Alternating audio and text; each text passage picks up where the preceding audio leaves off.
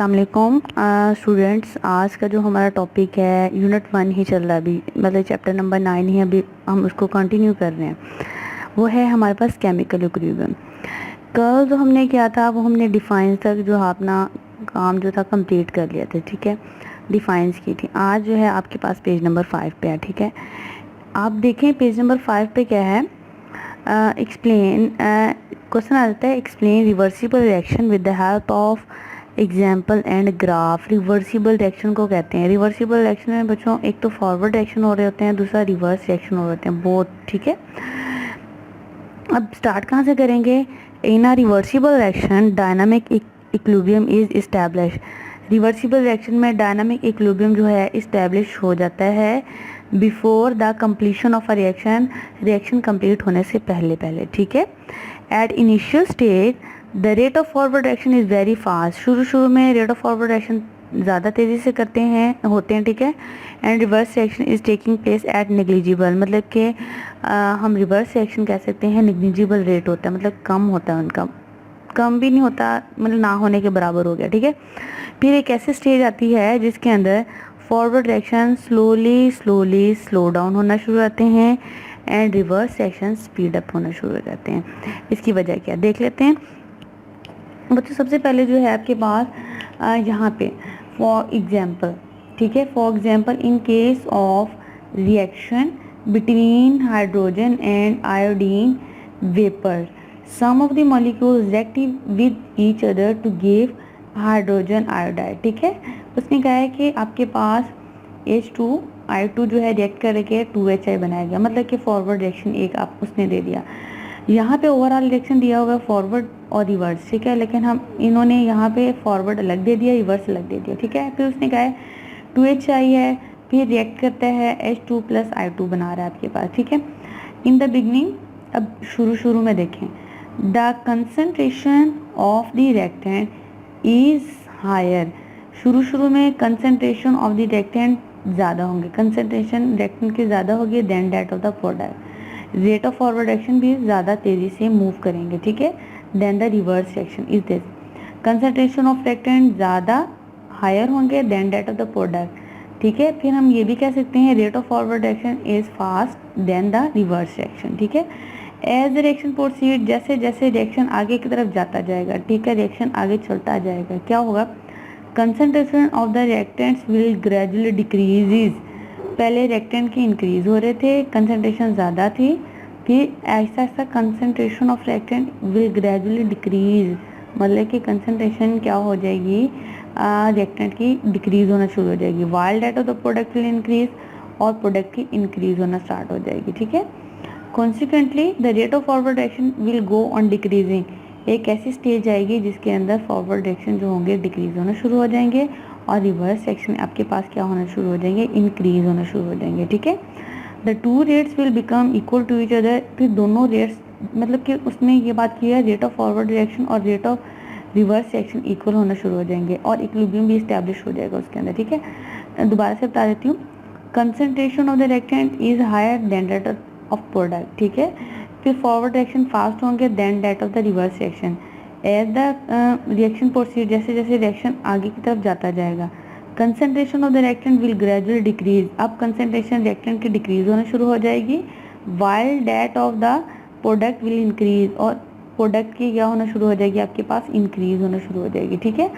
फिर उसने कहा है rate of forward reaction slow होना शुरू हो जाएंगे, कम होना शुरू हो जाएंगे, और रेट ऑफ रिवर्स रिएक्शन क्या हो जाएंगे, इंक्रीज होना शुरू हो जाएंगे, ठीक है। अल्टीमेटली जो है स्टेज जो आपके पास ग्राफ बनना शुरू हो जाएगा। ग्राफ किस तरह बनेगा, ये देखें, ग्राफ में सबसे पहले आपके पास ये चीज़, यहाँ पे रेट ऑफ आपके पास फॉरवर्ड रिएक्शन फास्ट हो रहे हैं, आहिस्ता आहिस्ता डिक्रीज होना स्टार्ट हो रहे हैं, ठीक है। यहाँ पे rate of reverse reaction slow थे और आहिस्ता आहिस्ता वो क्या हो रहे हैं, इंक्रीज होने शुरू हो रहे हैं, ठीक है।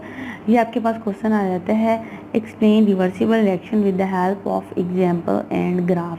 देखें की के ज़रिए समझ लेते हैं कि क्या हो सकता है, ठीक है। अगर आपको की से समझ आता है, at initial stage forward reaction is very fast, in the beginning reverse reaction is negligible, मतलब ना होने के बराबर है, ठीक है। फिर यहाँ पे एग्जांपल दे दिए हमने H2 + I2 2HI बन गया, concentration of reactant is higher than that of the product, ठीक है। फिर 2HI आ गया, फिर reverse H2 plus I2, concentration of the reactant will decrease. जाहिर सी बात है, ज़्यादा थे तो फिर कम होना शुरू हो जाएंगे, जब ज़्यादा तेज़ी से जाएगा रिएक्शन तो फिर कम होना शुरू हो जाएंगे, ठीक है। While rate of the product will increase, और प्रोडक्ट क्या हो जाएगा, इंक्रीज होना शुरू हो जाएगा। इसमें अब बताया हुआ है रेट ऑफ फॉरवर्ड रिएक्शन पहले स्पीड से था, अब डिक्रीज होना शुरू हो जाएगा। रेट ऑफ रिवर्स रिएक्शन पहले स्लो था, तो अब इंक्रीज होना शुरू हो जाएगा ज़्यादा तेज़ी से, ठीक है। यहाँ पे अभी मैंने आपको ग्राफ से सारा डिटेल बता दी है, ठीक है। अच्छा, जो नेक्स्ट जो हमारे पास टॉपिक है वो हमारे पास है macroscopic characteristics of forward and reverse reaction. ये भी बहुत इंपॉर्टेंट क्वेश्चन है आपके पास बच्चों। इसमें क्या है, फॉरवर्ड रिएक्शन क्या होते हैं, react in which reactant react to form product, reactant combine होकर आपके पास क्या बना रहे हैं, प्रोडक्ट। और उसमें रिवर्स में क्या होगा, प्रोडक्ट रिएक्ट होकर आपके पास रिएक्टेंट बना रहे हैं, ठीक है। It takes place from left to right, it takes place from right to left, ठीक है। अभी आपने पढ़ा था at initial stage rate of forward reaction is very fast, in beginning the rate of reverse reaction is negligible, it's slow down gradually, it's speed up gradually, ठीक है। आहिस्ता आहिस्ता क्या होना शुरू हो जाएंगे आपके पास, तेज़ी से मतलब स्टार्ट होना शुरू हो जाएंगे, ठीक है। अच्छा, इसको देख लेते हैं मैंने यहाँ पे दोबारा से लिखा हुआ है इस चीज़ को, फॉरवर्ड रिएक्शन और रिवर्स रिएक्शन, ठीक है। Reactant react to form product, reactant मिले तो प्रोडक्ट बना दिया। यहाँ पे क्या होगा, यहाँ पे प्रोडक्ट मिले तो उसमें दोबारा से रिएक्टेंट आपके पास बना देना, ठीक है। It takes from left to right, it takes from right to left, ठीक है। At initial stage the rate of forward reaction is very fast, शुरू में रेट ऑफ फॉरवर्ड रिएक्शन तेज़ी से होंगे और रिवर्स रिएक्शन निग्लिजिबल होंगे। फिर it slow down gradually, it speed up gradually, ये आपके पास हो गया, ठीक है। एक ये टॉपिक है। दूसरा हमारे पास है macroscopic characteristics of dynamic equilibrium. Dynamic equilibrium की कैरेक्टरिस्टिक्स प्रॉपर्टी पढ़ेंगे हम लोग, कैरेक्टरिस्टिक्स होंगी, प्रॉपर्टीज होंगी उसकी, ठीक है। And equilibrium is achievable only in a close system. उसने कहा है कि इक्विलिब्रियम जो है आपको अचीव किस में होगा, क्लोज सिस्टम में, ठीक है। क्लोज सिस्टम की हम यहाँ पे देख लेते हैं क्या होती है क्लोज सिस्टम, ठीक है। देखें क्लोज सिस्टम, ये क्लोज सिस्टम है हमारे पास, ठीक है। इसके अंदर हमने कैल्शियम कार्बोनेट रखा, ठीक है। अंदर जब ये रिएक्ट करेगा तो आपके पास CaO बनाएगा प्लस CO2 बना देगा, ठीक है। देखें उसका जो वेसल है ये क्लोज वेसल है, क्लोज है माउथ इसका, ठीक है। जो CaO है और CO2 है आपके पास वो बाहर की तरफ नहीं जा रहा, मतलब कि कोई चीज़ बाहर भी नहीं जा रही और कोई चीज़ अंदर एंटर भी नहीं हो रही, ठीक है, कोई सब्सटेंस। एक ये पॉइंट हो गया आपके पास। और दूसरा है at equilibrium state reaction does not stop. Equilibrium state में रिएक्शन जो है स्टॉप नहीं होता, फॉरवर्ड और रिवर्स रिएक्शन इक्वल हो जाते हैं at the same rate but takes place in opposite direction, लेकिन उनकी डायरेक्शन क्या होती है, चेंज हो जाती है। At equilibrium state, the amount of concentration of reactant and product do not change. Even physical properties like color, density, etc. remains the same. उसने कहा है कि concentration of the amount of concentration of the reactant product do not change. समझ लें, मैंने यहाँ पे दोबारा से यही वाला रिएक्शन लिख देते हैं हम लोग,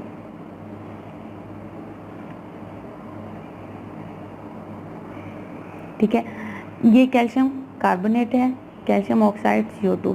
उसने क्या है, amount of concentration of the reactant, amount of concentration of the reactant product do not change.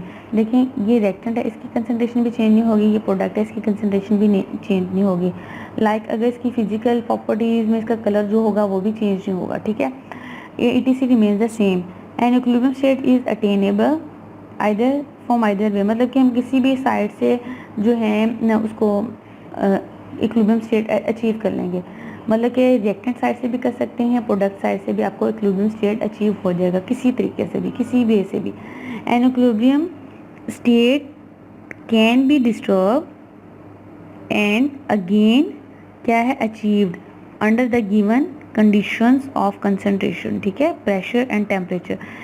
अगर आपने इक्विलिब्रियम स्टेट को डिस्टर्ब एक बार कर दिया है तो हम दोबारा से उसे अचीव कर लेंगे अंडर द गिवन कंडीशन। जो हमारे को कंडीशन अगर दी हुई है, कंसंट्रेशन कम कर दी तब भी आपके पास क्या होगा, आपके पास सपोज कर लेते हैं, यहाँ पे सपोज मैंने यहाँ पे जी 2 नंबर ऑफ मोल्स लिख दिए हैं, ठीक है, कि मैंने इसकी कंसंट्रेशन जो है बढ़ा दी है, ठीक है, कैल्शियम कार्बोनेट की। तो क्या होगा, अब डिस्टर्ब कर दिया है, कुछ ही देर के बाद जो है इधर भी डिस्टर्बेंस क्रिएट हो गया, लेकिन हम बाद में क्या है इसको कंडीशन को अचीव कर लेते हैं, ठीक है। An equilibrium state can be disturb, हम डिस्टर्ब भी कर सकते हैं under and again achieved under the given condition of concentration, pressure and temperature. मतलब कि कंसंट्रेशन बढ़ा दी है तब भी आपके पास वो डिस्टर्ब हो जाएगी, लेकिन थोड़ी देर बाद अचीव भी हो जाएगी, ठीक है। प्रेशर बढ़ा दिया, कम कर दिया, टेम्परेचर बढ़ा दिया, कम कर दिया, तब भी आपके पास अचीव हो जाएगी, ठीक है। आज का हमें टॉपिक ये पढ़ लिए हैं microscopic characteristics of forward and reverse section, microscopic characteristics और डायनामिक इक्विलिब्रियम, ठीक है। ये आप पॉइंट्स आगे पीछे कर सकते हैं, कोई मसला नहीं है। कल का जो हमारा टॉपिक होगा वो हमारे पास होगा students law of mass action, important topic है, ठीक है। कल इंशाल्लाह हम इसको डिटेल से पढ़ेंगे।